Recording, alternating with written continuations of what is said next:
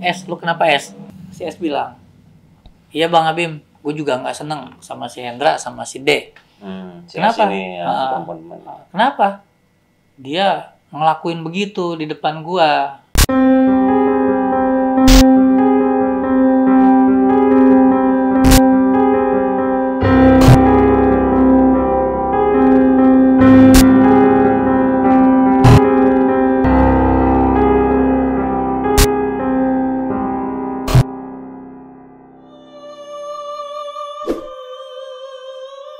PT BNC ini kita berawal memang satu tantangan ya. Banyak orang yang mencari barang. Saya mencari barang itu sulit. Jadi kenapa saya nggak ciptakan? Jadi di mana momen saya mencari itu sulit ya, di situ saya harus menciptakan. Berawal dari situ. Dari mulai general supplier, kontraktor, sampai pengadaan-pengadaan yang berbentuk sipil. Yang saat ini kami jalankan itu bisnis tantangan baru itu seperti painting pesawat. Assalamualaikum warahmatullahi wabarakatuh. Hai sahabat misteri, jumpa kembali bersama kami di channel yang mengisahkan berbagai kisah nyata, pengalaman gaib oleh narasumber yang mengalami kejadiannya. Ini dia, kisah nyata tanpa rekayasa.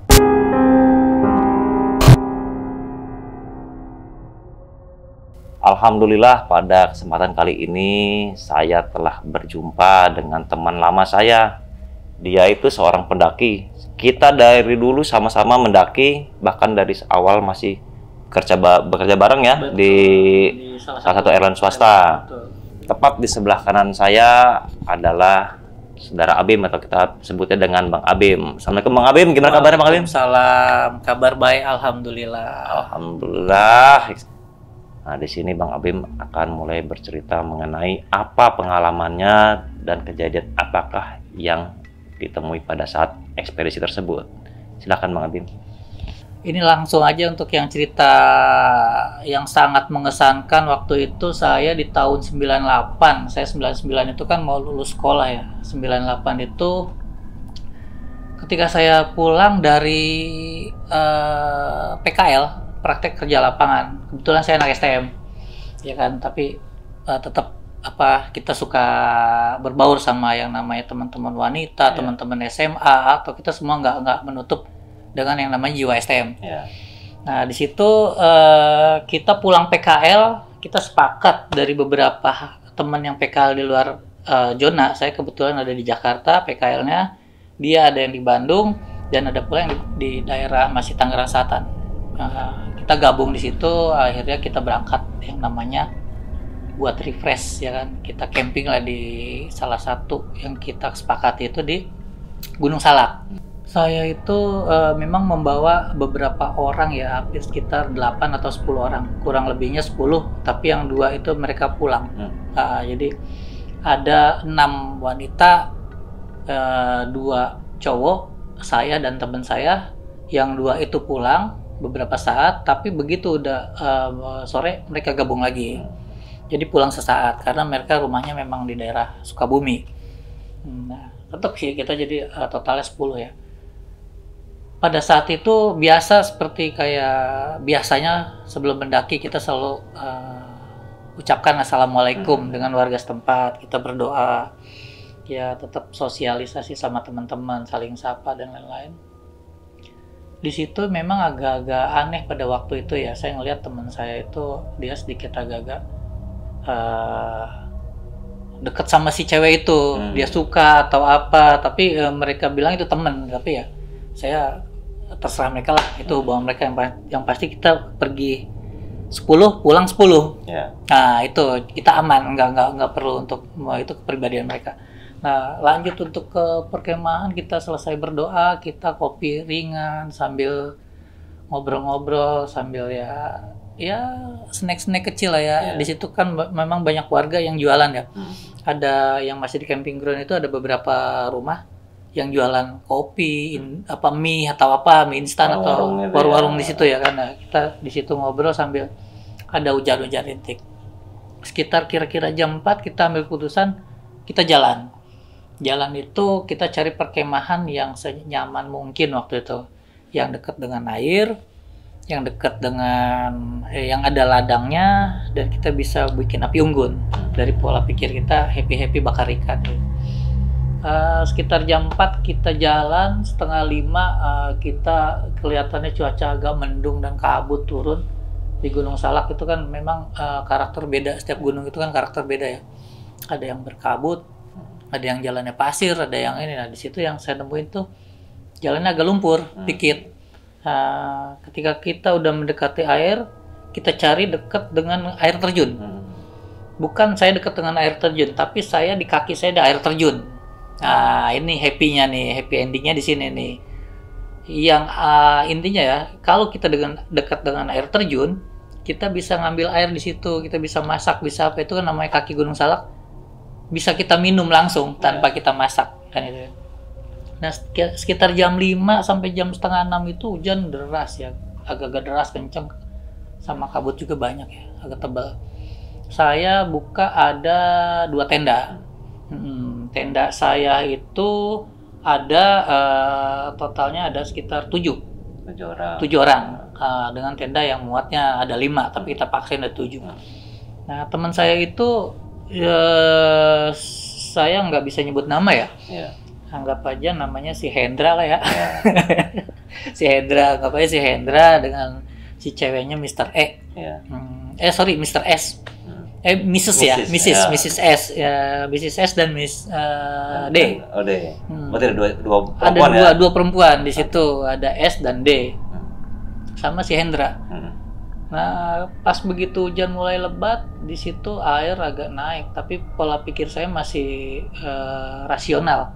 Nggak mungkin air ini akan naik karena di bawah ada air terjun. Sehingga begitu airnya udah mulai agak gede, saya bertujuh itu ambil kesimpulan kita jangan di sini, kita nyebrang ke seberang air terjun itu ada naik sedikit, di situ ada persawahan. Ada persawahan yang mana bisa memandang ke view yang tempat orang jualan, ke tempat perkemahan yang tadi. Zona saya di situ nyaman. Maksud nyamannya itu enak, kita bisa ngeliat kemana-mana dan lihat matahari kalau memang udah terbit ya. Tapi nggak lama kemudian hujannya makin deras, itu saya teriak-teriak dan saya mau nyebrang nggak bisa ya, karena air itu semakin tinggi dan hampir mengenai tenda. Dari pola pikir saya yang anggap itu nggak mungkin, bisa jadi mungkin. Akhirnya saya teriak ke teman saya itu si Hendra, saya tepok-tepok dan lain-lain, saya stimpu pakai batu. Akhirnya dia bangun, dia keluar dari tenda itu dengan si 2 wanita itu. Nggak ada masalah kok, di sini ada air terjun. Ya, oke, kalau ada apa-apa kabarin, saya di atas sana teriak-teriak aja. Saya bilang, saya itu di persawahan ya. Berapa meter tuh kira-kira tuh? Naik hampir sekitar 10 meteran lah jarak dari situ ya. Sekitar 10 meter jarak dari situ. Tapi saya bisa melihat, ketika kabutnya mulai tebal, ya antara melihat dan tidak samar-samar ya. Tapi saya pikir dia punya keputusan. Kalaupun ada apa-apa, dia bisa ambil keputusan. Walaupun kita saling mengingatkan ya. Tetap sekitar jam 7 ya. Jam 7 itu tepat jam 7 malam ya. 7 malam itu hujan makin kencang dan saya nggak bisa lompat lagi karena memang di saya tuh nggak ada payung dan nggak ada apa-apa. Saya berteduh di gubuk petani. Saya juga nggak tahu itu, tiba-tiba entah kenapa tiba-tiba ada bunyi burung dalam kondisi hujan seperti itu kan nggak jelas juga ya. Ya udahlah, mungkin wallahu alam burung kesiangan atau burung mau tidur. Nah, nggak lama kemudian si Hendra itu saya dengan ambil keputusan saya tetap lari untuk melihat dia. Ternyata tenda udah nggak ada, sepatu memang di situ udah ketutup dengan air. Yang pola pikir saya itu nggak mungkin itu ketutup air terjun rata dan rata. Memang saya lihat di situ ada, di atas gunung itu ada beberapa aliran air ternyata bermuara di situ, sehingga air terjunnya itu tertutup. Dari posisi saya diri, maksudnya dari posisi saya bikin tenda di bawahnya ada sekitar 3 meter air terjun ke bawah, itu ada dalam ya kan. nggak mungkin akan ketutup. Tapi tiba-tiba di camping ground yang saya tempatin dengan 2 tenda ini, dia udah ketutup rata. Air terjun pun udah nggak ada, nggak kelihatan. Hal mustahil. Tapi bagi saya positive thinking, nggak membicarakan ke teman-teman yang posisi di tenda petani. Tetap saya mikir, khawatir kenapa, jangan-jangan ke bawah arus sampai ke bawah. Tapi ya wallahualam. Nah, tiba-tiba saya kembali lagi ke gubuk itu, saya sambil doa ya, mudah-mudahan nggak ada masalah. Nggak taunya hujan agak rintiknya habis, di situ agak kelihatan sinar bulan ya. Alhamdulillah tuh. Nah, di situ saya lihat teman saya lagi narik tenda ternyata. Pindah tenda dari bawah ke atas. Jadi saya kan di sini ada kali ya, di sini jurang, saya di sini di gubuk-gubuk sini di sawah, dia lagi narik sini. Narik dia mau nyebrang nggak mungkin. Nah, narik nih, oh ya syukur dah, kelihatan saya teriak dia nggak ngedengar, nggak apa-apa lah. Nah, ternyata saya nggak tahu, ya udah saya istirahat sampai. Nah, mereka sepertinya menuju ke warung yang tempat awalnya kita ngopi di atas ini, camping ground. Nah, memang saya lihat situ ada beberapa titik, entah ada 2 atau 3 yang udah buka tenda di sana. Ya itu udah aman lah. Tapi nggak tahu sekitar jam 8, jam 9-an kali ya, ada burung kencang bunyi. Burung gagak atau apa, bunyi apa nggak jelas. Tapi tiba-tiba orang-orangan sawah jatuh. Nah, itu dia. Apa nih? Udahlah. Mungkin nggak ada apa-apa, mungkin beda alam. Kita doa ya udah. Kondisi angin nggak ada itu ya? Angin nggak ada. Cuma kita kelaparan. Nggak ada apa-apa, nggak ada makanan, nggak ada apa. Tiba-tiba teman saya cowok, Mr. S juga namanya, cowok. Rumahnya di daerah Parung ya. Teriak nggak jelas tuh anak. Wah, ini anak teriak kok suaranya kayak cewek. Padahal cowok. Tapi memang kadang suka dekat sama banyak cewek. Gitu. Saya pikir mungkin dia memang begitu kali, ya kan? Biarin aja teriak, tapi nggak jelas, nangis. Dia mau jangan nangis kan. Nah, sekitar jam 12 kita kelaparan, kedinginan nggak jelas. Kita kan bertujuh, ya kan? Mereka kan bertiga. Itu sekitar jam berapa ya? Kalau diprediksi saya kan nggak bawa jam ya. Itu di sana malam kayaknya, pokoknya tengah malam lah. Di sana ada 3 titik. Teman saya lihat mereka buka tenda itu di gubuk, tapi bukan di gubuk, di pelataran gubuk. Kan mereka ada kanopi ya, gubuk yang jualan di teras itu.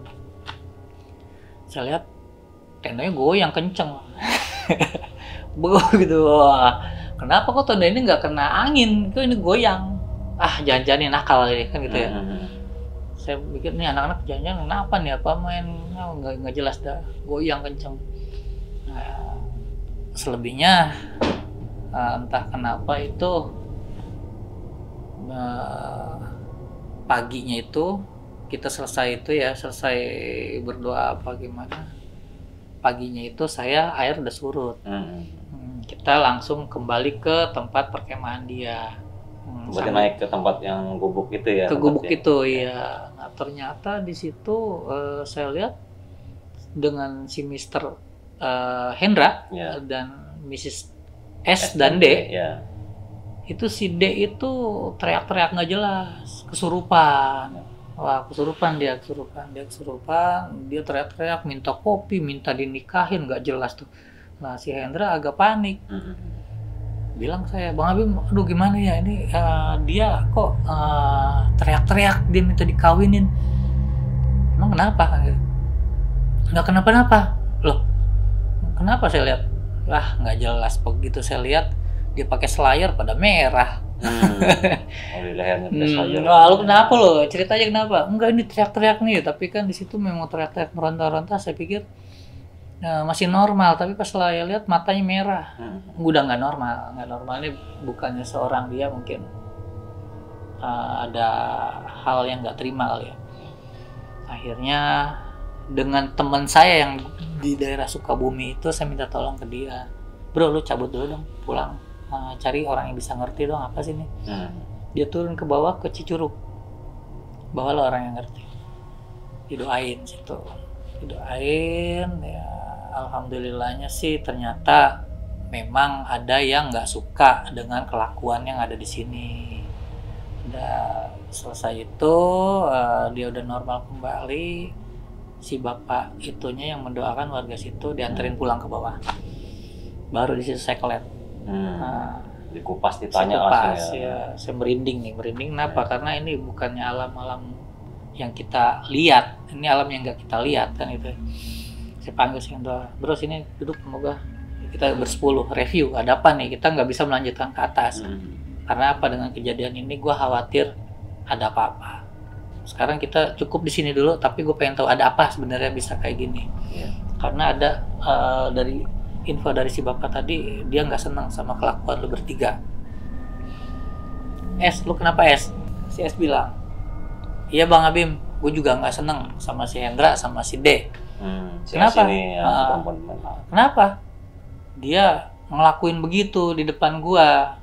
Gue mau bilang kayak gimana, gue tetap nggak enak karena gue kan seorang temen.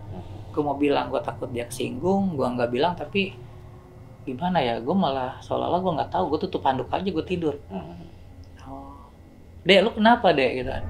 Gue suka sama si Hendra, gue pengen dinikahin sama dia. Terus maksudnya? Ya gue pacaran sama dia. Oh gitu. Lu kenapa Dra kayak gini Dra? Memang gue suka sama dia, ya. Tapi entah kenapa gue udah awalnya dibilang ya, dia bilang gue nggak mau melakukan itu, tapi kondisi dingin tuh. Tapi nggak tahu gue selepas itu goyang tenda gue goyang. Loh, gue memang lihat tenda lu goyang. Gue kira itu goyang karena lu lagi bercanda atau apa atau gimana.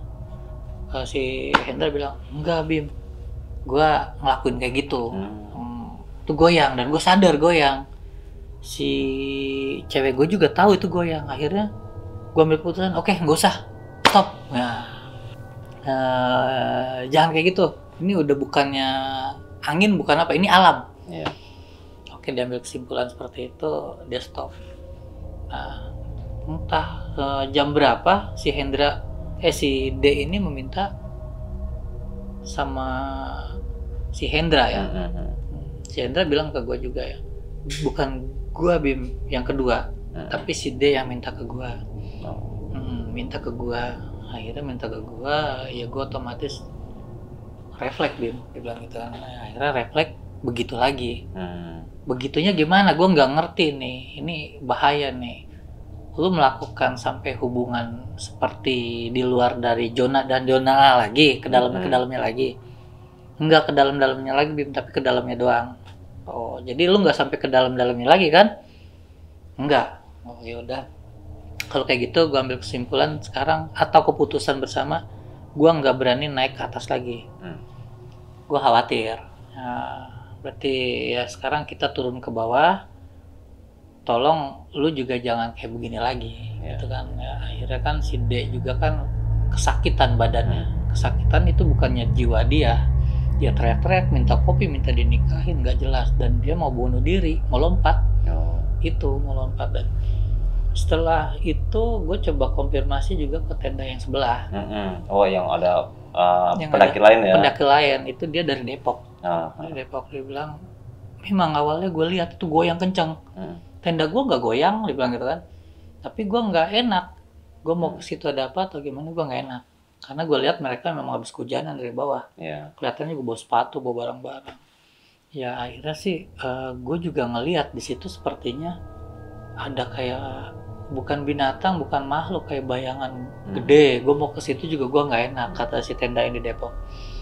Sepertinya di rumah itu ada kayak semacam apa ya, bukan beruang, dia bilang gitu ya.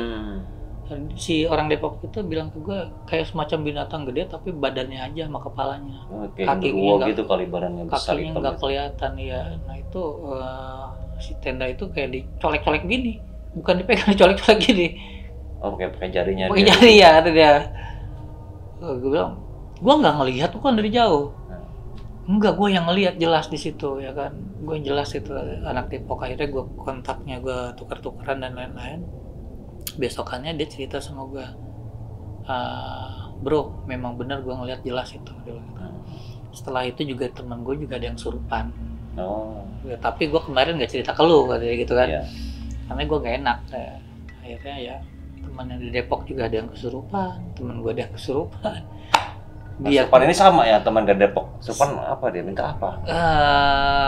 dia nggak ngejelasin kenapa masalahnya ya, tapi dia kesurupan ya, si temennya itu kesurupan itu ya. Gua nggak ngeliat ke dalam seperti apa ya, tapi yang gue lihat adalah si Hendra ini mereka memang nggak diniatkan, tapi ada waktu dan ada kesempatan, jadi terjadi seperti itu.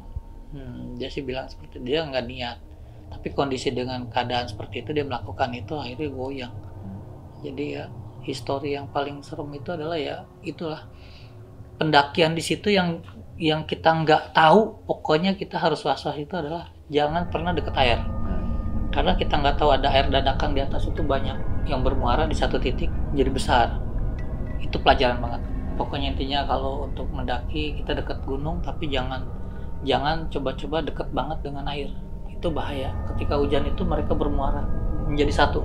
Itu bisa menutup air terjun pun bisa nggak kelihatan. Itu yang kejadian di Gunung Salak. Karakternya seperti itu. Masih banyak karakter yang lain. Ketika mendaki ke atas itu di trip yang lainnya. Ketika ini selesai, ya buat teman-teman sih semoga ketika mendaki dengan niat bersih, pikiran bersih, tujuan bersih ya, bersihlah. Walaupun ada kesempatan, hilanginlah, kembalilah, karena kita kan banyak juga yang kegoda ya. Nah disitulah intinya kita harus komitmen, jangan sampai kita kegoda dengan hal yang memang ada kesempatan. Mungkin di situ sih Bang. Setelah itu apakah ada juga efek yang ditimbulkan mengenai ketika mereka melakukan hubungan yang tidak senonoh ya, yang di gunung, yang dibawa atau saat di perjalanan mungkin di rumahnya kepada si perempuan ini dan mungkin si Hendra? Efeknya sih enggak ya, cuman jadi cerita di dalam cerita ketika masuk sekolah. Itu kan bahan bulian kan gitu. Kita nggak cerita tapi orang dengan cerita aja pada tahu sendiri. Jadi kan jadi bahan bulian, tapi bukan bulian juga. Mereka tetap anggap itu adalah pelajaran dan teman-teman memang harus tahu bagi dia. Jangan seperti itu. Walaupun dia anggap dia bagi orang mungkin anggapnya dia negatif, tapi dia bertujuan gue cerita kayak gini supaya orang jangan kayak seperti gue. Betul. Saya udah bilang sih seperti itu. Tujuannya kayak gitu. Jadi ya sisi baiknya sih ada bagus. Dia cerita dengan keburukan-keburukan dia supaya orang jangan mengikuti seperti itu. Nah, memang benar sekali yang diceritakan oleh Bang Abim mengenai kejadiannya si Hendra ini ya. Hendra yang melakukan suatu hal yang tidak terpuji lah atau tidak pantas. Ya kita jangan mencontoh atau jangan mengikuti hal seperti itu karena efeknya bukan hanya ke diri sendiri, bahkan